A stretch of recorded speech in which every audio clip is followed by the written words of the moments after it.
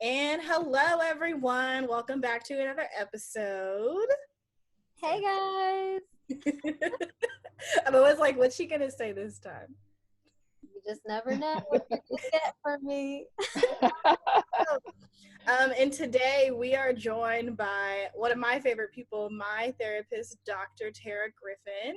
And today she's going to be talking with us about some mental health things and how to handle the times right now and make sure you're taking care of yourself. So, with that, we're going to let Dr. Griffin take over. Hello, and thank you, Alana and Samra, for having me. As Alana said, I am Dr. Terra Griffin, licensed mental health professional and owner of We Sage Health and Wellness. Thank you, She Well Read, for inviting me to speak. And we'll be talking tonight about how to handle our mental health, especially during a lot of the things that are going on right now. Just really quick, We Sage Health and Wellness is a movement with a goal to increase awareness and provide services for a holistic approach to mental health. My work encompasses all, right? But I have a special place in my heart for diverse populations, especially Black and Brown people, and especially Black and Brown women. So, like I said, I'm available to all. I'm open to all. But I really have a special place in my heart for those populations because I'm a brown woman or Black woman or whatever you want to call me. And my approach to mental health and wellness is a holistic approach. And what that means is that my organization focuses on the 8 dimensions of wellness.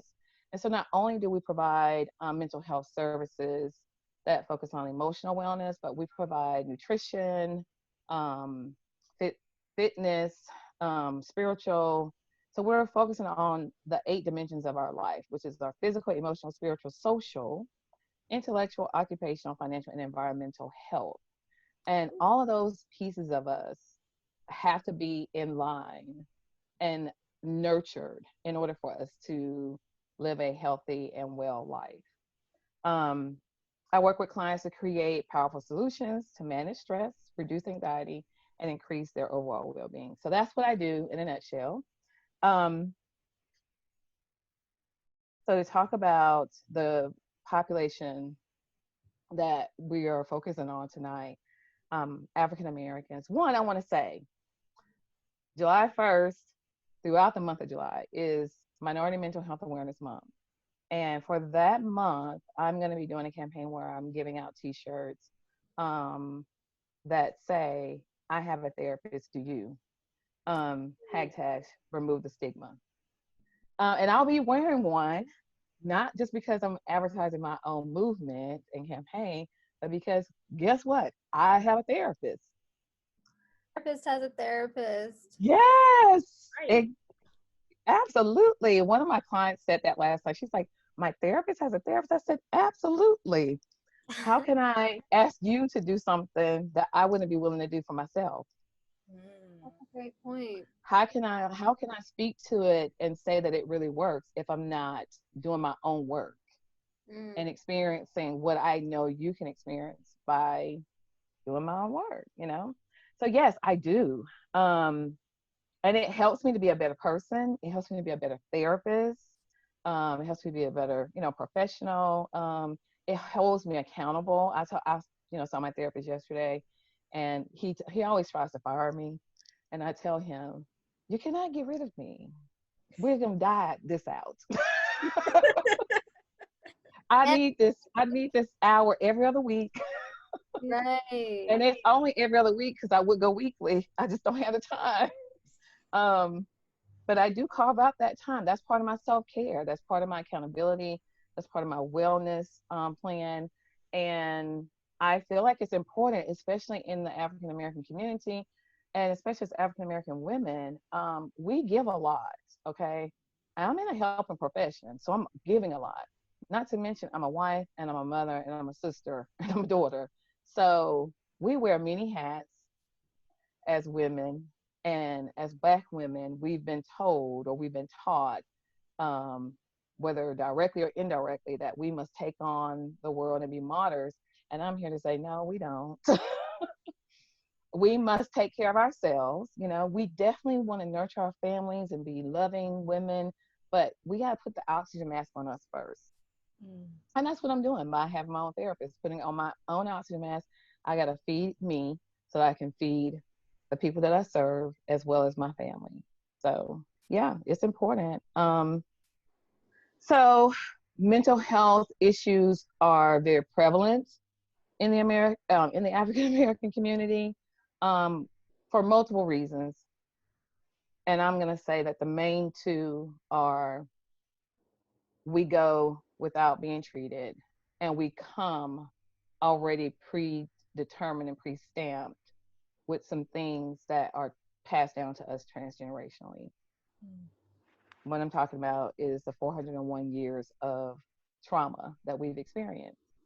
Um, and so we already come into this world pre, I don't want to say predetermined, but we have these things in us. And so we're not only dealing with what's been passed down to us transgenerationally, but what we encounter on a day-to-day basis. And so let me explain what I mean when I say that. Trauma is basically something that I experience as a threat to my well-being, either directly or indirectly. It could be what I experience or what I witness or what I've been told or pictures I've been seeing. So if you think about our history, you know, a lot of people are confused and they're like, why won't these people stop talking about slavery? Oh my gosh, like it's been over. Da, da, da, da.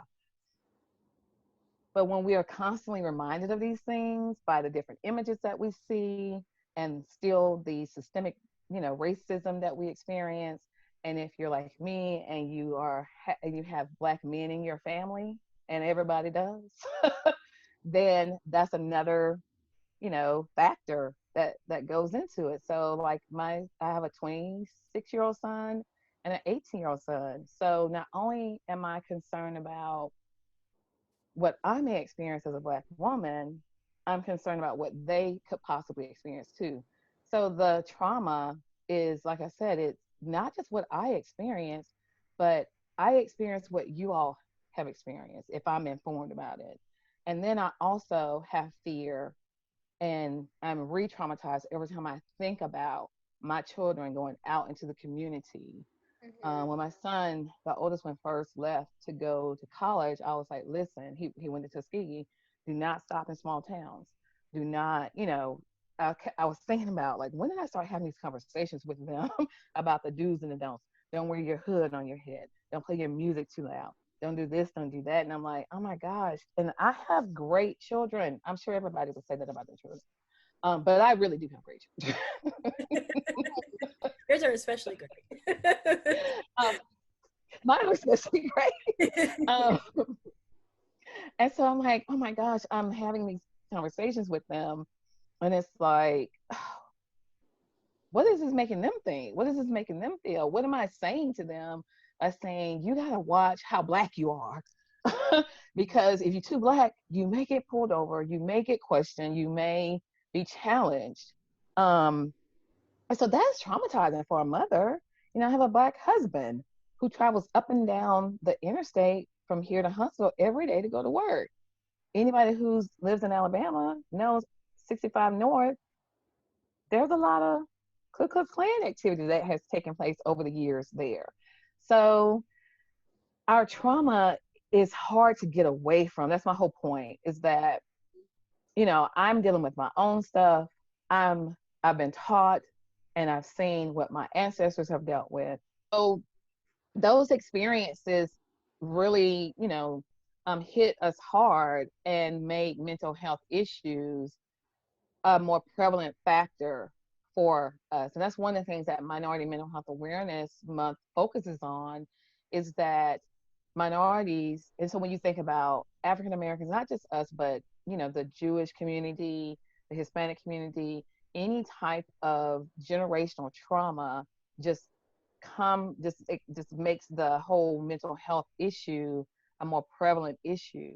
So we have that. So I said there were two things. And then the second reason why it is very prevalent for us is that there's a lot of stigma and a lot of shame And so that prevents us from seeking services a lot of times. So we go untreated, you know. I know this generation is not really experiencing that as much as like my generation and generations before. It was just not something that you do. You do not go out like to wear a t-shirt and say, I have a therapist, do you? And for me to say this and for Alana to invite me on and say, this is my therapist that I'm having to come do a talk. That's like not stuff that you would do in the past. And so as a result, we don't get the treatment that we need to get. We don't, you know, take care of ourselves the way we need to take care of ourselves, as well as, you know, access to care in certain Black communities is also a factor, you know. So I have a couple statistics that I want to share about the mental health of African Americans. So some other things, those two things I just mentioned are the two things that I feel like are just profound, but this is some other information. So poverty level affects mental health. Like basically, if I don't have my basic needs met, and that's why I focus on mental wellness from a holistic approach, because we need to have everything about us attended to. So if I can't eat, if I don't know how I'm going to eat, if I don't have shelter, if I don't have the basic things for survival, then that's stressful, right? That causes a lot of stress. So poverty levels affect mental health in the African American community, and a lot of our people live below the poverty level as compared to others, other races.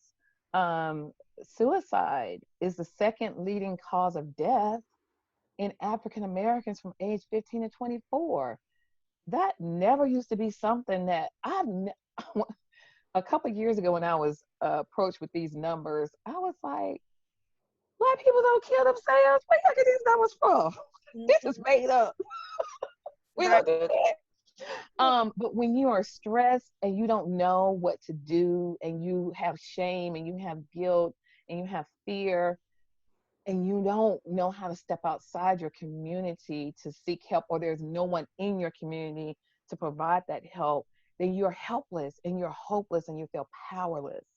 And some of our communities are just so downtrodden that there's, you know, people just don't feel like they have an out, and especially Black men. That's not in these numbers, but I know from my own research that Black men ages 15 to 24 have a high prevalence of suicide right now, and they are shooting themselves and hanging themselves. So they are not even like, okay, I'm gonna cut my wrist and I may survive, or I may take some pills and I may survive. No, they're like, I'm out. Wow. These are like, you know, I'm taking myself out because I don't see a way out. Right. Um, And they're truly struggling with so much. Like at that age, your hormones mhm, are affecting your mhm, emotions as well as what you're seeing in the news and how you are literally being absolutely. targeted. You're not supposed to make it. Like you are literally a statistic. Yes. And Yes. trying to escape that, you literally you can't escape it. Like you said, Mhm. like, you worry about your son and your husband, and our country hasn't given you a reason Mm-mm. to have any peace Mm-mm. about their safety when they go out into the Yeah. world, and when they're seen as a threat by everyone, like starting at the age of 12. No one feels safe, and it's so heartbreaking It is. that if I ever want to just like decide to have kids, that's something I have to contemplate. Mhm. It like is this like the environment I want them growing up in? That's scary. It is, Samara. Um, I'm gonna tell you, you said, you know, if you have kids, you know, that's something you have to contemplate. And I'll tell you something that I realized, and I told my sons a couple weeks ago when all this civil unrest began. I said, you know, one thing that I realized is that we cannot outrun racism. And what I mean when I say that is no matter how much education we get, how big our house is, how many fancy cars we have, we're still in the eyes of some white people just a fill in the blank. And what I mean when I say that is, when I was young and deciding to have a family, I said, I know what I'm going to do. I'm going to, work with my kids, and they're going to be, and nobody's going to look at them like they're a threat or any of that. And I'm going to, send them to the best schools, dress them nicely, teach them manners, and get them involved and travel. Like, oh my gosh, we've been all over the world. Okay. They're going to, play the piano. There will be no limits to what they have exposure and access to. They're great kids. Again, like I said, they're great kids. But depending on who looks at them, like you said, Samara, they look like a threat. Because my Black boys are Mandingo kings. Okay, they are Black men. Period. They have muscles. They have facial hair. One has dreads. They are Black men. Okay, they look like there's nothing. And that's just that on that. That's just that on that. So a woman, a Black woman, or any woman will look at them and see beauty, see absolute gorgeousness. Right. Somebody else looks at them and thinks, a picture of your sons now. Right now, we want to see. Like, well, I'm saying that to say, where I see beauty and muscles and just a wonderful replica of me, someone else looks at that and sees fear, danger, and that just saddens me, because I'm like, if you talk to them, you will be like, oh my gosh, they're amazing. I have people tell me all the time, everywhere I go, oh my gosh, you have the most amazing kids. Oh my gosh, you have the most amazing kids.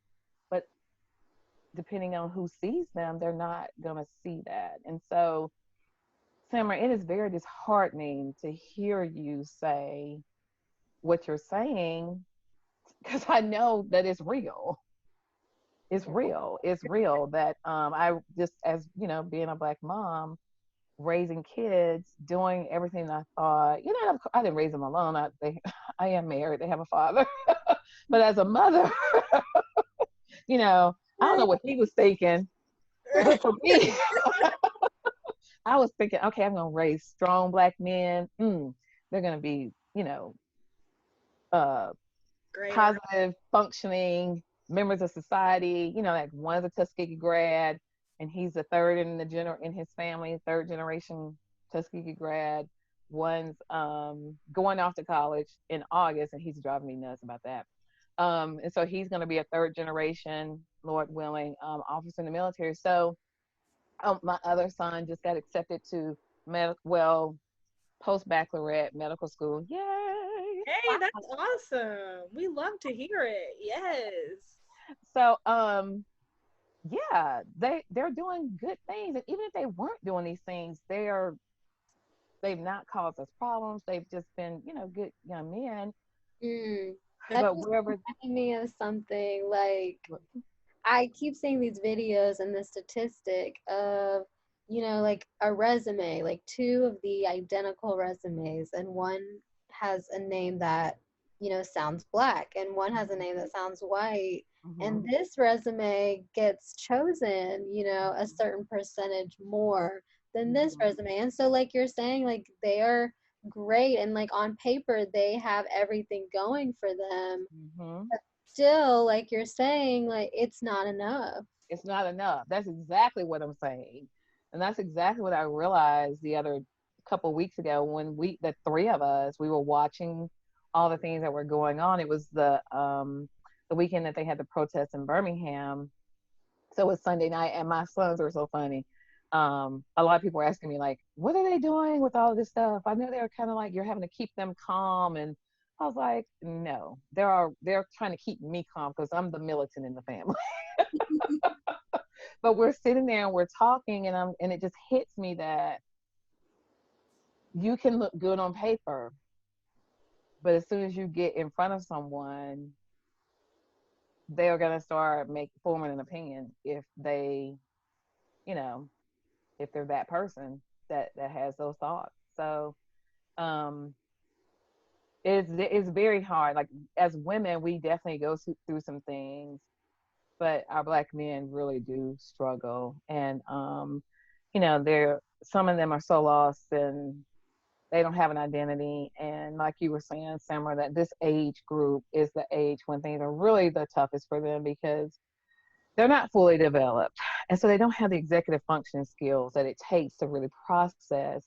And the way we process as Black people is not the way Black people process. I mean, like there are a lot of similarities. We are all brothers and sisters at the end of the day, but we are still different, right? But our differences is what makes life hard for us. Um, oh, actually, this was on here. I said it wasn't, but the death rate for suicide for African American men was more than 4 times greater than for African American women. And these stats are from 2017. I didn't say that. So these are very recent, 3 years ago. The overall rate of African Americans is the overall suicide rate for African Americans is 60% lower than that of non-Hispanic white population. African American females, grades 9 through 12, were 70% more likely to attempt suicide as compared to non-Hispanic white females the same age. And a report from the U.S. Surgeon General found that from 1980 to 1995, the suicide rate among African American ages 10 to 14 increased. Are y'all ready for these numbers? Never. 233%, as compared to 120% of non-Hispanic whites. 233%. That's a public health issue. That's a public health crisis. Right. Yes, crisis. There you go. Thank you, my dear. Correct me. I just had to, because that number is astronomical. Like It is. that's not an issue. That's a crisis. Crisis. Mm-hmm. It's insane. I can't. From 1980 to when? 1995. Oh my God. So that meant that the issue was going on when I thought that it wasn't going on, because that's like my group of people, my generation. Mm. It But was it's going not on. talked about, like you said, there's that stigma, the dang stigma that keeps us trapped and, Yes. let us explore and see outside the box. Right. Yes. And so, I mentioned about that we don't step outside, we don't have help within our community, and we don't step outside of our community. And that's one of the reasons why I like to do what I do, because I want people to have this space available to them. And I want them to have this skin color available to them. And I want them to have this gender available to them to see. No, I'm not perfect. Mm-mm. But I'm always working on being better. And I want to demonstrate that things can be better. And I want people who have the skin color to have somebody that they can relate to. I am not saying my white counterparts cannot be great therapists to African American people, but there are some things that we encounter that some of my white counterparts will not be able to understand or fully grasp. Not all of them, because I have some that really know what they're doing. They're very much in tune. They're very culturally competent. And to me, what that means is like they are out there seeking the information and they are recognizing the disparities, I'm sorry, and the differences. And they know that it's real. They know that this is real for us. Because there's nothing worse than to be sitting in front of someone trying to pour your soul out and express how you feel. They already don't really get you because they didn't come up the way you came up, but then they don't think what you're talking about is real. Right. I could walk out at that point. Right. And I came up with this quote a few weeks ago that I was pitching to Samra that I just randomly thought of in one of my shower thoughts. We have those. Don't we all have those? We do. And I said, we are our outreach and support system. No one understands the struggle and pain we go through better than us, the community Yeah. connecting. Yeah. Period. Yes. Drop the mic. Right. Drop Wrap it up. it. Right, but it's so true, like you were saying. It is. And so, as I mentioned before, there are resources that are out there, but for some reason, our people are not getting them. So why are they not getting them? You know, and I think more than anything, it is that stigma, and it is getting connected to the right services. The services where you are respected and provided gold standard care. Gold standard care. I don't care how much money you have or how much money you don't have. You still you may have to seek services at a community mental health center because of your finances, but these services are gold standard. And so one of the things that I want to do at some point is to be able to provide um, some community mental health services that are gold standard, because typically community mental health services are not. And so what I provide is private services. And so community mental health, that's like going to the health department, right? And there's nothing wrong with that as long as people that are there are providing concierge services, not a la carte. Right. I've been to some community, well, I've tried to go to some community therapists, and I've actually been turned away from them because I guess I'm like too much to handle for them. Like, Explain. What does that I mean, mean? I don't know, like they have me fill out like a survey, and they ask me a bunch of questions about what's happened in my life in the past year, and just like intro basic questions, Mhm. and I'll fill it out and they come back and they're like, we can't help you. That's strange. Yeah, and they like will end up referring me to other clinics and things like for more intensive care, and like sometimes even things where I will have to check in, and like lit. It's crazy what they have me thinking, but I was searching for a therapist for a really long time and kept having issues with either my health insurance not working out with them, or um not not really vibing with the therapist, like Mhm, mhm. so it was a really difficult process and really frustrating at times, but I found someone that I've been working with now, and it's been great. That's good. But it is like it's hard. Those community-based services, they're Mhm. just not equipped to handle everyone or Yeah, every. they're not. So that is something that is one of my passions that I would like to come up with at some point. But I can't do it all. Takes a Rome village. wasn't built in a day.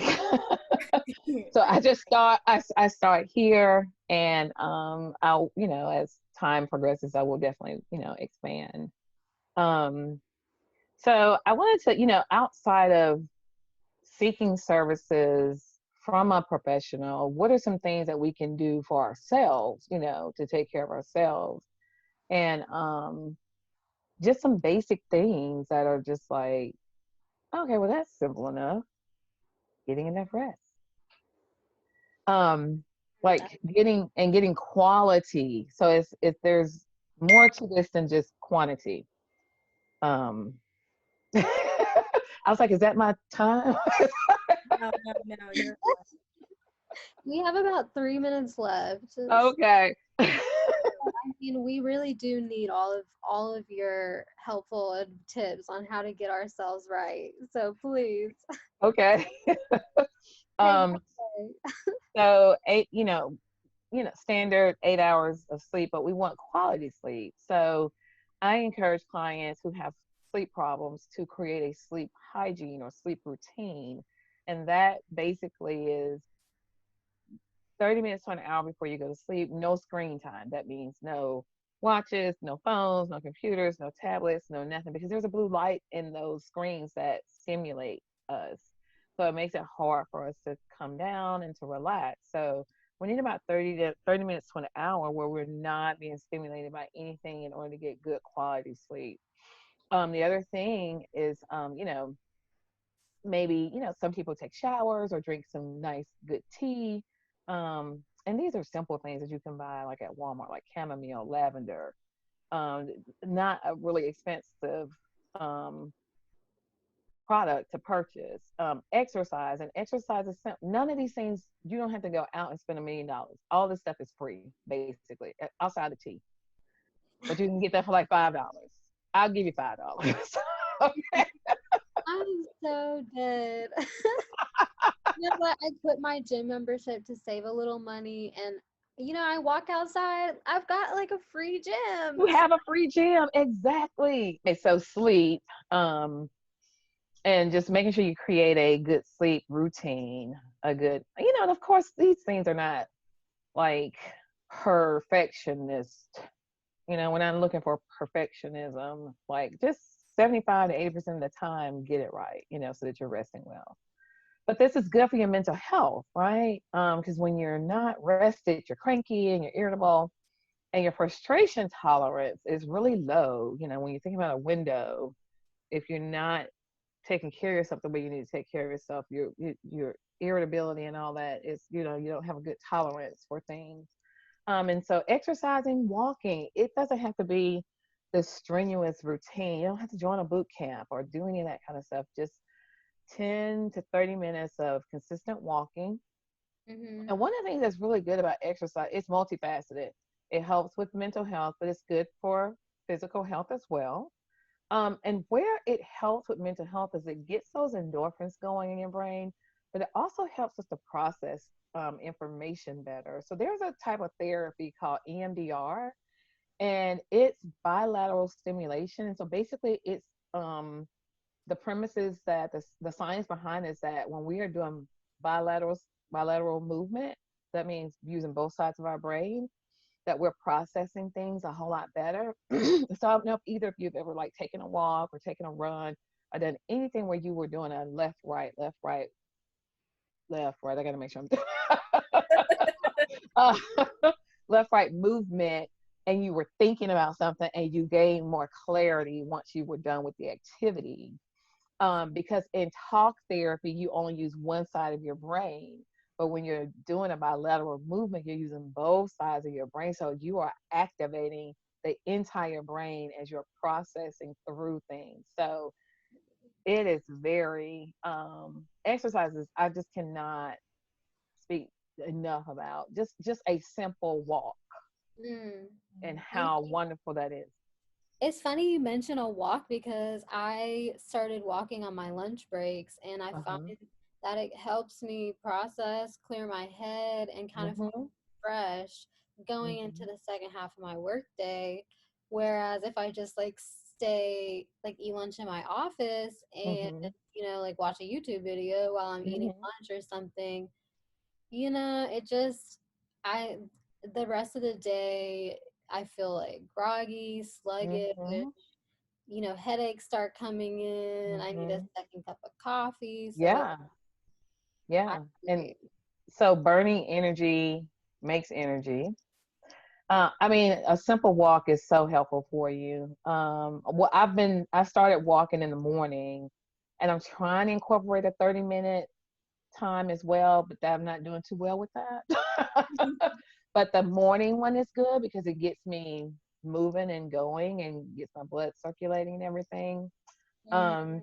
And then being outside helps us as well. So breathing in fresh, clean air, getting in some sun. Vitamin D is a natural mood, emotion stabilizer. It is.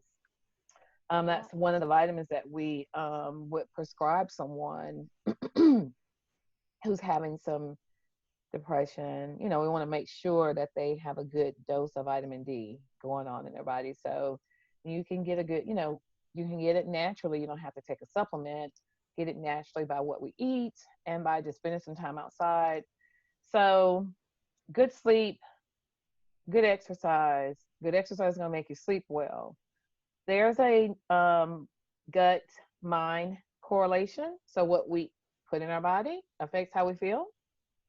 Too much sugar, too much caffeine, too much fat, too much all that stuff that's not good for us.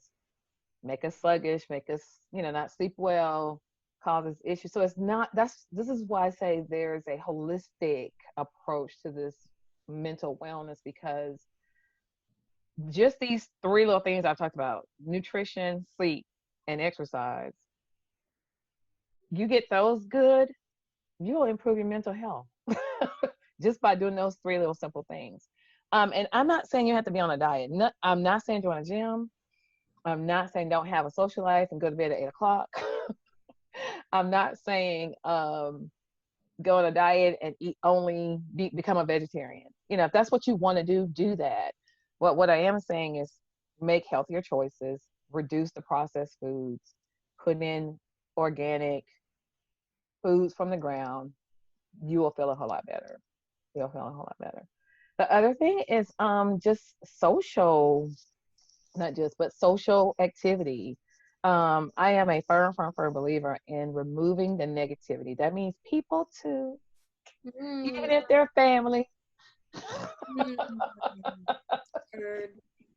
Snaps for that one. Unpopular opinion. So we want to centralize ourselves around people who are like-minded. They don't have to we don't have to agree on everything, right? Like, we've had an enjoyable conversation, the three of us. Like, you guys are not my age. You wouldn't want to hang out with me, but but we are like-minded, and so we're feeding off each other. We're pouring life into one another. And that's what you want to be around. People that pour life into you, not people that are sucking the life out of you like a leech. So company that we keep is important. It's important to our mental health. It really is. And I say family, and I know that's a big taboo in the Black community. Okay, I don't want Mima and Madia and all them to be calling me saying, "Don't be saying that." Don't call me. Don't worry about it, Nicole. Don't worry about it. If you're negative, you're just negative. Okay, work on that, and then you can be around some people. I'm not saying that you don't have relationships with people, but you want to just monitor those relationships and minimize those interactions, those negative interactions. So, I mean, everything's not going to be all fun and games. We can't laugh all the time, but laughter is good for the soul. Oh my gosh. I think Alana knows that about me. Like, you're not getting ready to have a session with me where you're not going to be like laughing at me, if nothing else. But you want to be with people where you can have fun and enjoy, and just like I said, pouring life into one another, nurturing relationships. We want to be in nurturing, healthy relationships where we're thriving. That's so important. Relationships where we can see the gratitude and we can be affirmed and confirmed, about who we are and who we're trying to be. So, relationships with others are important like that, but also relationship with ourselves. So we want to spend time with ourselves, get to know ourselves, love ourselves, loving kindness, self-compassion. I love people. I love people, but I don't love nobody more than I love Dr. Tara. Boy, I tell you, I love me some Dr. Tara. She is something else. I like to spend time with her. I like her too. Why you want to? I like to spend time with her. She can be hard on herself sometimes, but she knows how to celebrate herself too. So we have to be the friend to ourselves that we are trying to be to others. Like, I can't give all this love and compassion to other people and not be able to pour it back into me too. So, give ourselves grace. Get rid of some of the negative chatter and the negative self-talk that we have going on. Replace that with affirmations. I am worthy. I am kind. I am wonderful. I am fantastic. You know, whatever you have negative going on in your mind, reframe that. You know, like if you, oh my goodness, I'm so stupid. No, I'm very smart. I'm very intelligent, and prove that to yourself. Think of those times when you are able to solve problems. You're able to make things happen for yourself. You're able to win. You didn't get to be at this stage in your life by just being a pea in a pod. You're not just hanging out. No, you've been actively engaged with life, and you've done some things that were good. You know, you've done some things well, not all, but you've done some good things. So cool on those. Um, intellect, intellect is good. It's good for us to watch the news just a little bit, do social media just a little bit. You know, we want to stay connected. We want to stay informed. Um, Knowledge is power, but we want good information. We want good resources like this podcast. These ladies, they're bringing you some great information. Some the people that they have been interviewing have been vetted. Like, you know, they're bringing you people who have expertise in areas, and that's what you want. You know, you want to make sure that you're tapping into resources of information that's real, not fake news, as our president always says. Uh, Oh my gosh, you know, like his tweets really kill me because I'm just you like, all can edit that out. yeah, it'll just be like Law and Order, and it's like, Shut up. Like, Do your please, job. right, and get off of social media. Right. But we want to, like, you know, just strengthen our minds. It's a muscle. It's a muscle. Exercise it. You exercise it by reading, by doing something. You know, like I want to learn how to play piano. Now, people probably don't want to do that kind of stuff, but you know, just find some things that you want to do that you've never done before and tap into those things. Spiritual, and by spirituality, I don't mean religion, and I'm not against religion. I'm just saying spirituality is bigger. It is more holistically involved. um, it is about a relationship with you and a higher power. It is about having a sense of purpose and living a meaningful life. Like these two young ladies, they're just doing the do. They're out there making great things happen. This is meaningful and purposeful work. They're trying to pour into others' lives, and so that's on a spiritual level. Okay, this is spirituality at its finest. You know, like minds coming together, sharing wonderful ideas, and trying to figure out ways to make humankind better. You know, so because my soul does feel like happy when I have these types of conversations. absolutely, this stuff is feel good stuff. Okay, I feel like getting emotional all day because we're pouring into other people, and it does make the soul feel good. When I'm not sitting at home thinking about, oh, what's wrong with my life and how come it's not da da da, but I'm focusing on making others or helping others to feel better, that makes me feel good. That makes me feel like I'm living on a higher plane, and I'm serving a purposeful and passionate life. Oh, by the way, though, I have a chapter with 15 other artists or authors. Um, and it's my chapter is the evolution of Dr. Terra, creating a purposeful and passionate life. Hmm. Girl, send us the like excerpt or whatever you will Yeah. post it. It's a woman's journey embracing change to pursue purpose. That's the name of the book itself. A Okay. woman's journey embracing change to pursue purpose. And so then we each have a chapter in the anthology. So occupationally, you know, just trying to um, choose something that we want to do that's based on skills that we have, that's fulfilling, and that'll make us some money. Right. The college class, because really that's it. And like it will stress you out about like what's your major, what are you gonna do with that major, like what are you planning on doing, what's your 5 year 10 year plan, like it's crazy. Just live. That's the plan. Just live. Just live. Just Um, live. and that sounds so simple. But when you get to be about my age, you really, and hopefully you guys will get this before you get to my, I think you got it already because you're doing what you do. But you'll realize, yeah, you need to have a plan, definitely, because I'm a plan in person. But you gotta live, you gotta enjoy life, and that's what this holistic plan is all about: is living and enjoying everything about life, slowing down to smell the roses, doing a little bit of exercise along the way, getting you some good rest at night, getting up and going to a job, whether it's whatever it is. For some it's something that's multi-million dollar. For some, for others it's not. We have various levels and degrees of abilities and skills, and so we do the best we can with what we have, right? um and then environment, one thing that I want African Americans to do is clean up our environments. Take pride in where we live.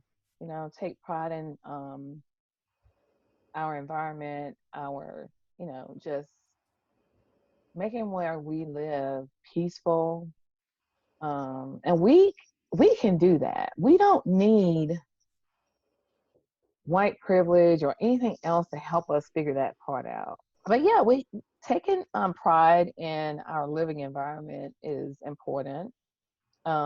Being a part of nature, like I have a lot of clients that go on hikes, and I'm like, I want to go on a hike. Yes.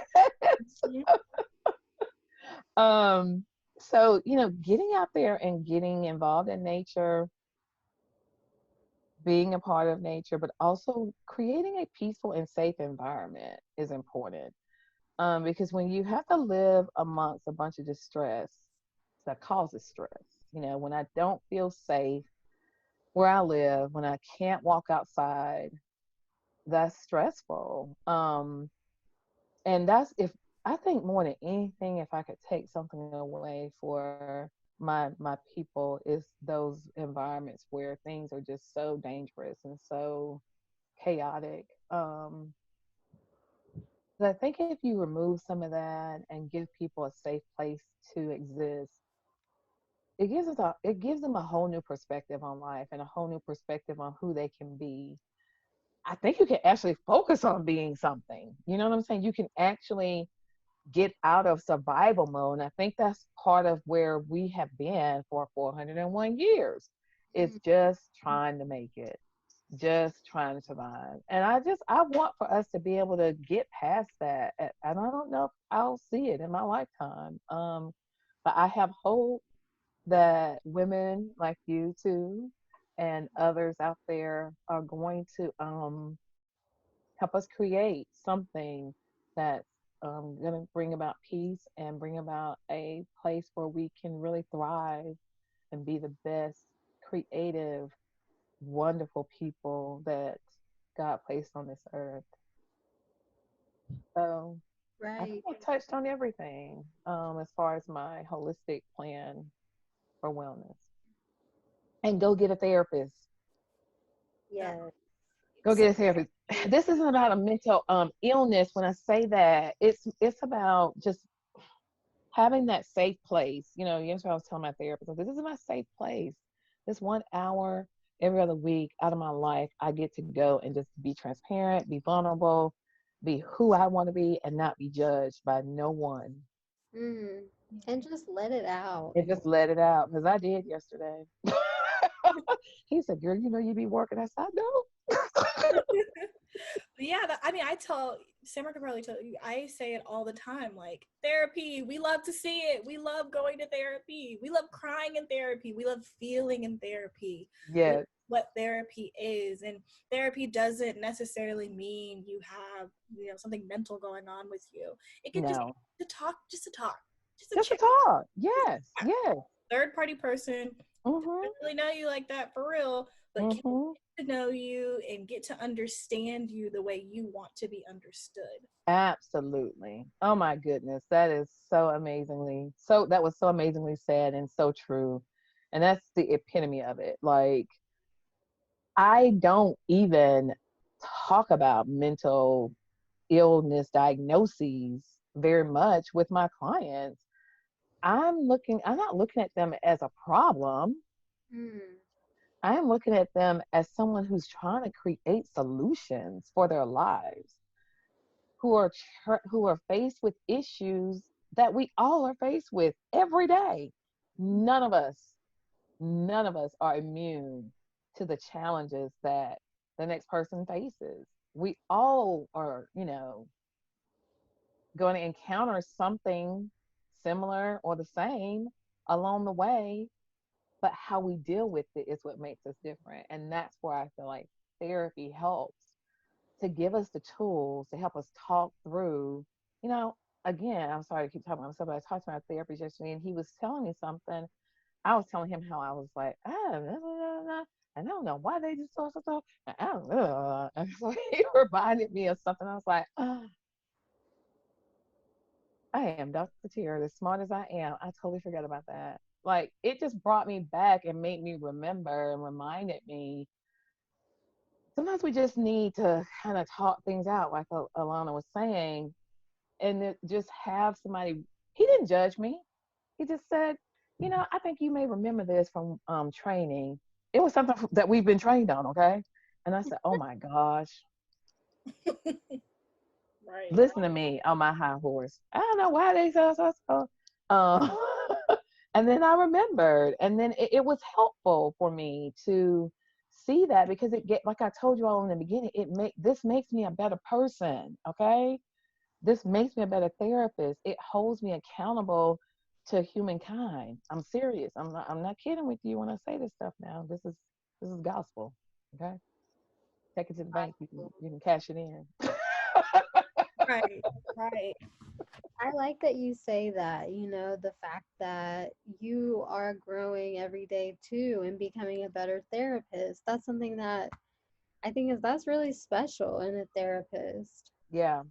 Mhm. And so might I add, I'm still growing and becoming better after 20 something years. I'm not a novice therapist. I've been doing this a long time. But Hmm. I'm learning something every day. And not only am I learning my own therapy, but I learn from my clients. My clients teach me something all the time. I bet I tell I'm paying it. You do. you. I'm paying attention. I am. I'm listening to them when they think I'm probably not. I'm hearing things and picking up on things, along the way. And, for real, what I learned was that this was a brilliant young woman who was working with another brilliant young woman to make some changes in our community. So Oh, that's amazing. man. Love I'm it. just glad that we've met, like I feel like Alana has talked so much about you. So being able to feel your spirit over this Zoom meeting, it's been very special, beautiful time. It's great. Thank you. I love it.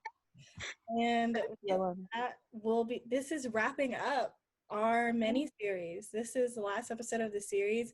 Oh, But Sarah and I have discussed this is not something we want to just happen and be done with it. This is an ongoing conversation. These things are happening every day, whether we're talking about them or not.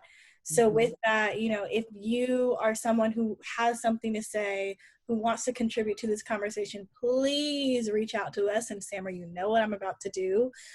Email us at shewellredqa@gmail.com, and we will be happy to work with you and do just a conversation like this or any of the other amazing interviews that we've done in this series. Um, it's been a great time. I am so thankful that you all invited me. I, as you can tell, love to talk. So That's okay. So do we. We're podcasters.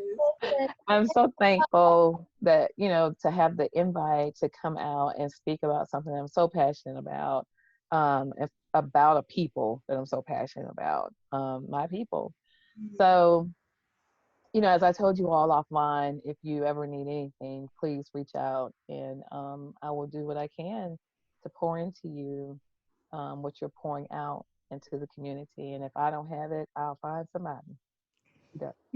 I believe it. I believe Believe it. it. Samara, do you have any final words before we wrap this up? No. Take care of yourself. On the spot. Well, with that, we will see you guys when we start dropping podcast episodes again. Be sure to subscribe to us on all podcasting platforms. You can find us anywhere at She Well Read, and we'll see you then. Bye. Thank you. Bye.